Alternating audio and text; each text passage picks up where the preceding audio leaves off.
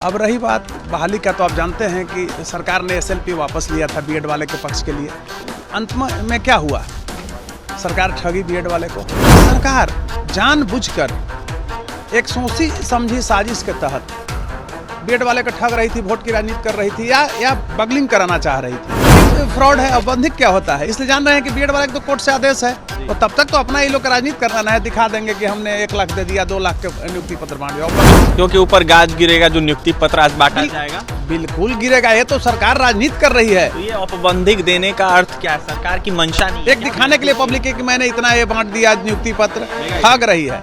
बिहार में शिक्षक नियुक्ति होनी है, ऐसे में आज नियुक्ति वितरण समारोह का आयोजन किया गया है पटना के ऐतिहासिक गांधी मैदान में, जहां पर 25,000 अभ्यर्थियों को नियुक्ति पत्र दिया जा रहा है। बता दें आपको कि जिस तरीके से बीएड वाले अभ्यर्थियों का मामला सुप्रीम कोर्ट में चल रहा था, ऐसे इसको लेकर फिर से एक बार सुनवाई हुई है और यह साफ स्पष्ट कर दिया गया है कि बीएड वाले अभ्यर्थी प्राथमिक शिक्षक नहीं बन पाएंगे। हमारे साथ बात करने के लिए पटना हाईकोर्ट के जाने माने अधिवक्ता डॉक्टर कौशलेंद्र नारायण है, जुड़ेंगे, बात करेंगे। कौशलेंद्र जी, बिहार में एक तरफ शिक्षक नियुक्ति हो रही है, दूसरी तरफ नियुक्ति पत्र बांटा जा रहा है, तीसरी तरफ आदेश आता है बीएड वाले अभ्यर्थियों को लेकर, अब तो सब कुछ स्पष्ट हो गया, कैसे देख रहे हैं?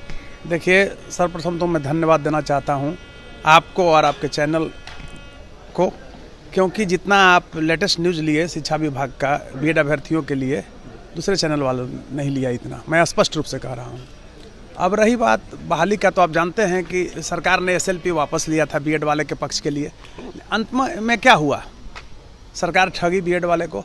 अभी आप देखें ना कि जब चीफ जस्टिस ने रेफर कर दिया वहाँ जस्टिस अनिरुद्ध बोस के बेंच में, सुप्रीम कोर्ट के जस्टिस अनिरुद्ध बोस के बेंच में, तो अनिरुद्ध बोस जी ने भी 2 दिन पहले खारिज कर दिया कि अगस्त के बाद, अब उसके पहले जो हो गया सो हो गया। उसके बाद जिस दिन मतलब राजस्थान सरकार हारी है, और सबसे पहला चीज़ एक देखिए कि जस्टिस अनिरुद्ध बोस और जस्टिस सुधांशु धूलिया के बेंच ने ही राजस्थान सरकार के बिल को खारिज किया था कि अब बीएड वाले उसमें शिक्षक नहीं होंगे प्राथमिक विद्यालय में।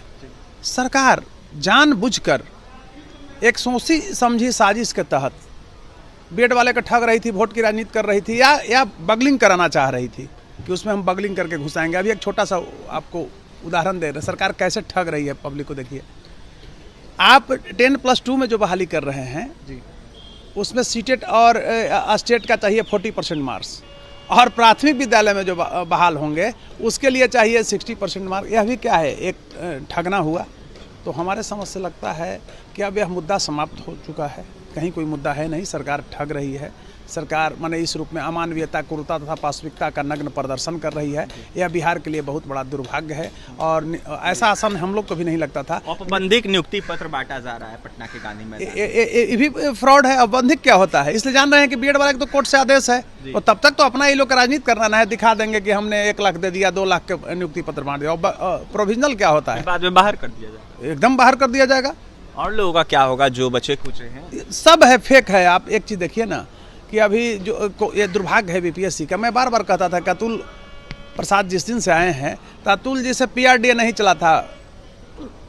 वो पटना क्षेत्रीय विकास प्राधिकार के जब उपाध्यक्ष थे तो उनसे ये नहीं चला पीआरडीए, लेकिन बीपीएससी को वो चेयरमैन के रूप में संभाल रहे हैं। तो आज देखिए कि 6 क्वेश्चन जो है, 7 क्वेश्चन वो खुद बीपीएससी ने गलत उसमें दिया है। स्टूडेंट लोग सही बना करके क्वेश्चन आए हैं, लेकिन उनको रिजल्ट नहीं आया, तो क्या होगा?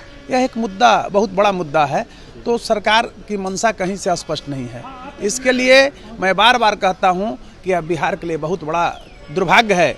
आपको एक छोटा सा चीज़ कह रहा हूं कि यहाँ की पब्लिक को, समझ रहे हैं ना, सरकार पर अधिकार है, लेकिन सरकार अपने कर्तव्यों का निर्वहन नहीं कर रही है।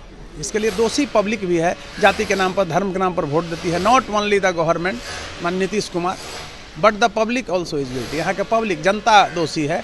क्या ऐसे व्यक्ति को बिहार की सत्ता मतलब सुपुर्द कर दिया? आप बताइए, एक नज़र दौड़ा करके देखिए या जी, आज जिस अपराधी को जेल में रहना चाहिए था उसको यही पब्लिक माननीय लगा दे रही है जी, माननीय लगा दे रही है ना, हर जगह। हम नाम किसी का एक नहीं, दर्जनों हैं।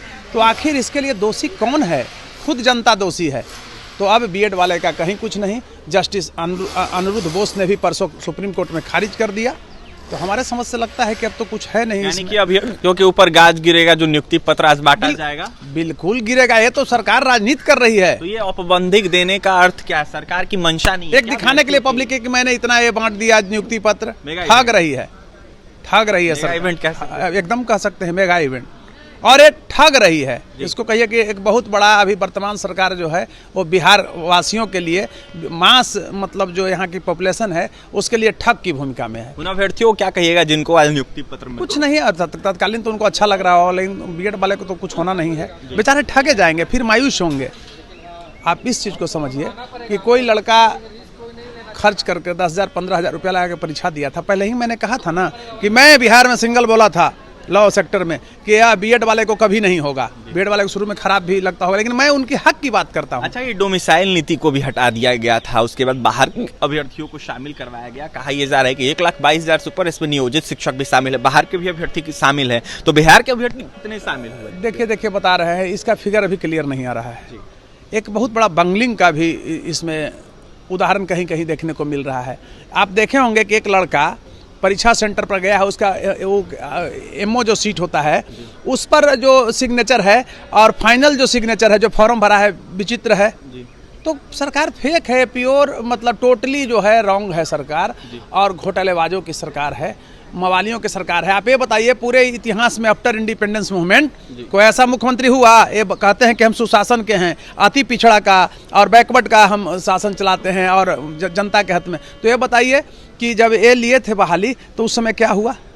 इनकी मंशा ही नहीं थी, और आज तो ये हार गए, आप बुरी तरह हार गए। अब इनको बचना नहीं, बीएड वाले को नहीं, और बीएड वाले को नियुक्ति पत्र बांट करके सरकार ठग रही है, और इसमें विशेष कुछ नहीं है। सिर्फ आप बुरी तरह हार गए, अब इनको बचना नहीं, बीएड वाले को नहीं, और बीएड वाले को नियुक्ति पत्र बांट करके सरकार ठग रही है, और इसमें विशेष कुछ नहीं है, सिर्फ ठग रही है।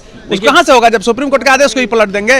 बिल्कुल। आप ये समझिए कि राज्य मतलब स्तर पर ये नहीं ना है कोई फैसला कि कैबिनेट से आप ये करेंगे। सुप्रीम कोर्ट के फैसला को कैबिनेट केंद्रीय कैबिनेट संघ जो सरकार जो है, संघ की सरकार है, वो बदल सकती है।